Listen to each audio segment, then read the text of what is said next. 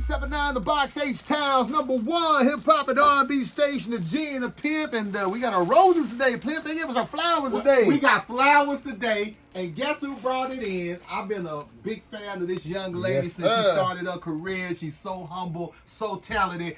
And back in the station again with the G and the Pimp, MONALEO in the building. Yeah. I gotta correct you. It's MONALEO. MONALEO. Exactly. See, I had a little drink earlier. A little drink. It's all right. My dad, but make sure I pronounce right, because I'll be butchering up. Let's say it again. MONALEO. It makes you want to say MONALEO. Mona? That's It makes Mona. you want to say it like that, yeah. But it's MONALEO, like Mona Lisa, but scratch off the Lisa. Okay. Break down the name for us, like how it all came about. So my name is Leo. Well, my full name is Leandra, but everybody called me Leo growing up. And so when I was like just coming up with different names, or like who did I want to be as an artist, like what did I want my artist name to be, I came upon Mona Lisa, and then I just took off the Lisa, added the Leo, and I did MONALEO. So the name, you get a lot of MONALEOs. I get a MONALEO, I get Mona Lisa, I get. Is this the first time that I've ever said it wrong? Like, what the hell was I thinking? I think I've been so overwhelmed by the flowers, and I'm like, Speaking of flowers, you brought us some nice flowers, but you need to get your flowers today too, because you just dropped a hot single today. I did. I just dropped a song today. It's called Miss You Already, featuring No Cap. We actually dropped two versions. So we dropped like a studio version, and then we did a live performance version. So yes, that came out today. I've been working on this song for 2 years, so I'm really excited that it finally gets to see the light of day. 2 years? Wow. Mm-hmm. So what was the so long process in putting this song together and everything? Just finding the right time. It's a really emotional song that talks about just like the stages of grief and pretty much just missing somebody who had passed away. And so it was very vulnerable, very touchy. And so every time I would visit the song or revisit the song, it would kind of stir up some emotions that I feel like I wasn't ready to visit.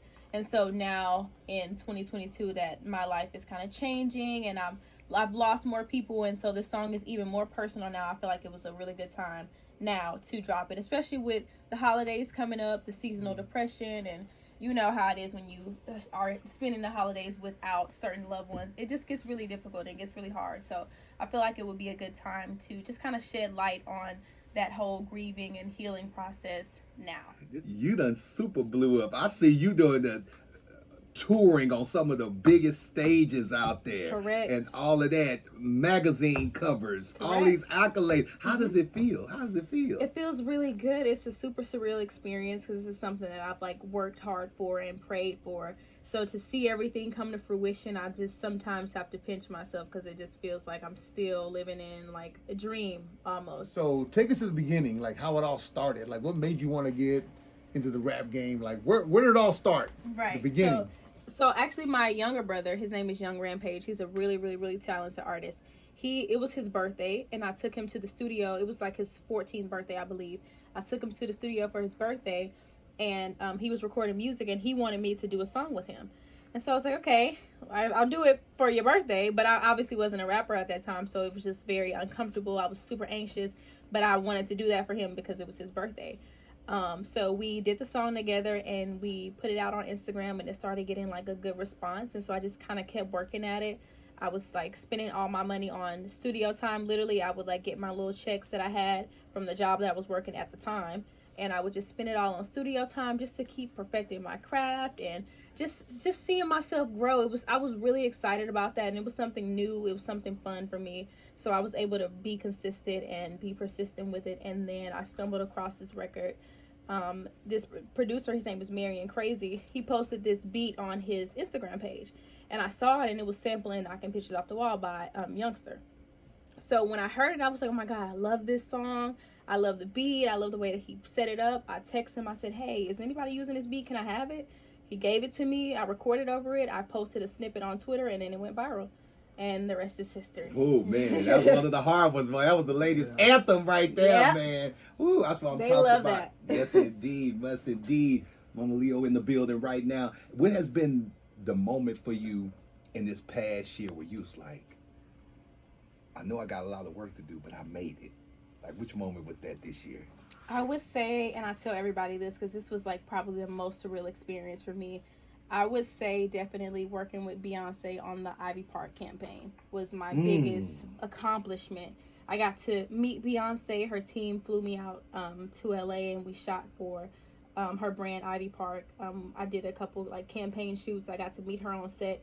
It was such a beautiful experience, but I look up to her so much, like her work ethic, the way that she's super involved with everything. It inspired me in that moment because I wanted to be just like her. Like, I wanted to be just as hands-on as she was. Like, nothing flew under the radar with her. Like, she was very privy to everything that was going on, from the janitor working there to the biggest, photographer that was there. She was really hands-on with everything, and that really inspired me, and her humility and her ability to be able to be personable with every single person that was there on set and like manage the stress. It was just, I was blown away completely. I was blown away that I was even in her presence, and the fact that I got to speak to her and hug her, and just she got to speak life into me and just give me words of encouragement. It was a really, really, really She good must have feeling. been a big influence in your music A career. huge influence. So were you like a singer as well before that? Exactly. So I was Okay. singing. I literally grew up in church, and I went to Bethel's family over in Southwest Houston.